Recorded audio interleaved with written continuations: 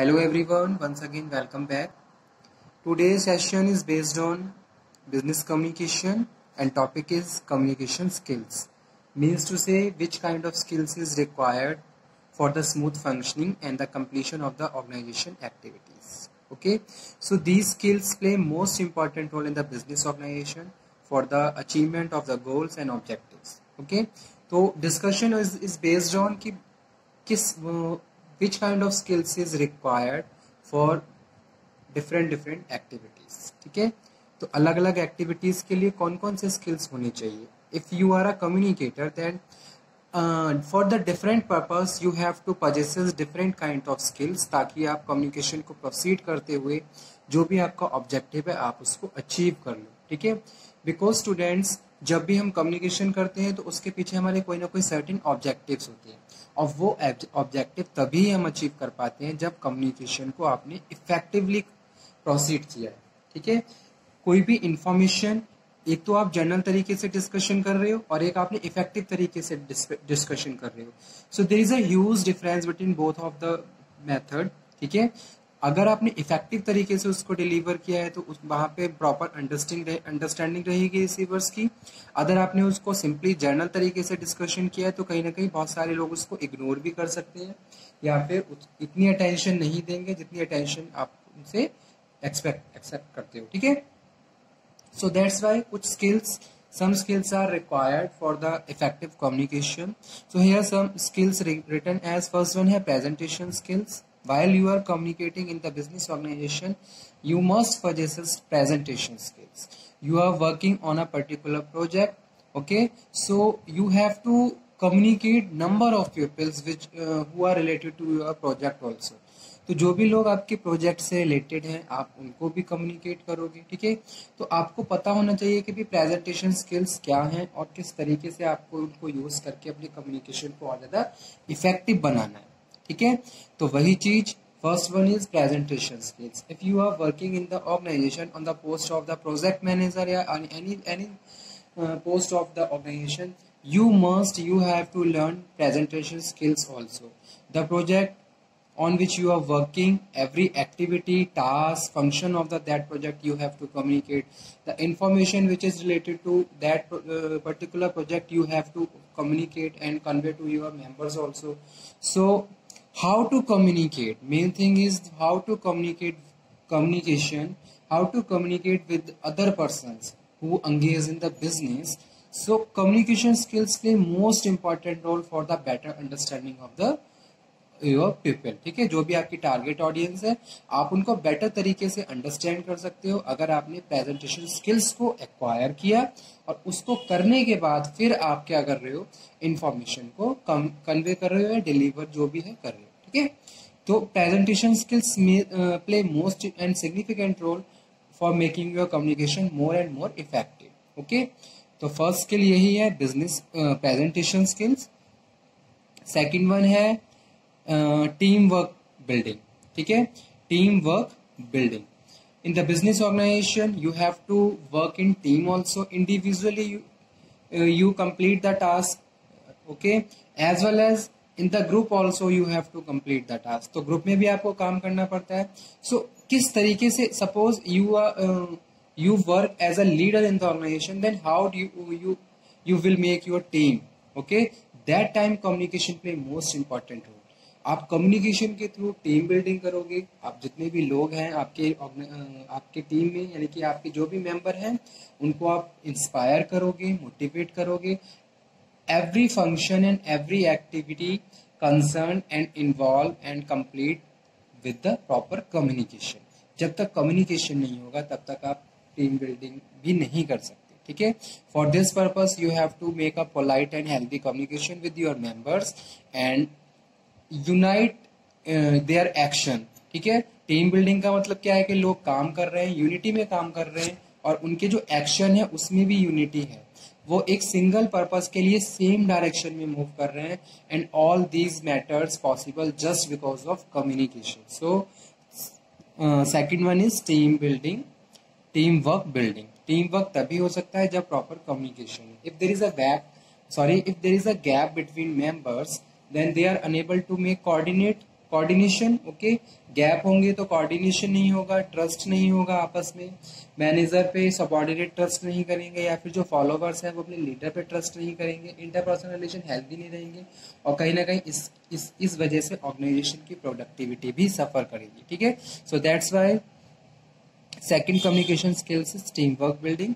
Third one है selling skills, ठीक है, selling skills. Here we are talking about the salesperson. Salesperson has such kind of selling skills जिसके through वो क्या करता है, अपने जितने भी कस्टमर होते हैं उनको इन्फ्लुएंस करता है, उनको परसुएट करता है, उनको मोटिवेट करता है, उनको इंस्पायर करता है about the particular product and services. जैसे कि आप किसी भी ऑर्गेनाइजेशन, किसी भी शॉप पे जाते हो तो on that shop sales person influence to you people, वो आपके परचेजिंग डिसीजन को इन्फ्लुएंस करता है by their effective communication which is related to sales practices, okay. तो वो क्या कर रहा है, जो भी कम्युनिकेशन है, कम्युनिकेशन के थ्रू वो आपको क्या कर रहा है, इन्फ्लुएंस कर रहा है, आपके बिहेवियर को चेंज कर रहा है, आपके परचेजिंग पैटर्न को इन्फ्लुएंस कर रहा है, कहीं ना कहीं वो आपको इन्फॉर्म भी कर रहा है, आपको परसुएट भी कर रहा है, आपको मोटिवेट भी कर रहा है, ताकि आप विलिंगली उस प्रोडक्ट को परचेज करें, ठीक है। तो थर्ड वन यही है, सेलिंग स्किल्स। उसके बाद नेक्स्ट है win win conversation. Win win conversation also play most important role. जब तक इस तरीके से कम्युनिकेशन नहीं होगा तब तक कभी भी पॉजिटिव एनवायरनमेंट क्रिएट नहीं होगा, ठीक है। So manager and industrial relation अगर हेल्दी करना चाहते हो then you have to make a win win conversation and possesses as well as make a healthy environment in the organisation, ठीक है। नेक्स्ट वन है cross cultural communication. Communication between the cross-cultural area where two parties involved to each other and communicate and share their views and feelings। जो भी उनके mind में idea है, views है, feelings है, उनको आपस में शेयर कर रहे हैं, तो इस तरीके के कम्युनिकेशन को क्रॉस कल्चरल कम्युनिकेशन कहते हैं। एंड इसके लिए भी क्या है, communication most important role play करता है। इन्फ्लुएंसिंग स्किल्स, हाउ आप किस तरीके से दूसरों को इन्फ्लुएंस कर सकते हो, ठीक है। तो आपके अंदर इस तरीके के कुछ स्पेशल स्किल्स होनी चाहिए।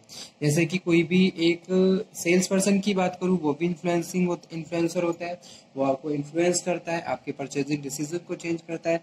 आप किसी शॉप पे जा रहे हो तो वो आपको इन्फॉर्मेशन दे रहा है, साथ के साथ वो आपको इन्फ्लुएंस भी कर रहा है, ठीक है। इसी तरीके से क्या होते हैं, और भी बहुत सारे ऐसे कम्युनिकेटर होते हैं जो आपको अपने डिसीजन से इन्फ्लुएंस कर देते हैं और कहीं ना कहीं आपके बिहेवियर, आपके एटीट्यूड को भी चेंज कर देते हैं। तो ये भी क्या है, स्पेशल कम्युनिकेशन स्किल्स होते हैं जिसकी वजह से हम इन्फ्लुएंसिंग की एक्टिविटीज को प्रोसीड कर सकते हैं। सेल्स पर्सन जब तक प्रॉपर एक है अच्छा कम्युनिकेटर नहीं होगा तब तक वो कभी भी सेल्स एक्टिविटीज को परफॉर्म नहीं कर सकता, ठीक है। तो उसके लिए आपका कम्युनिकेशन इफेक्टिव होना चाहिए, हेल्दी कम्युनिकेशन होना चाहिए, as well as such special skills sales person must be possesses, ताकि वो अपने हर तरीके के कस्टमर को इन्फ्लुएंस कर सके, ठीक है।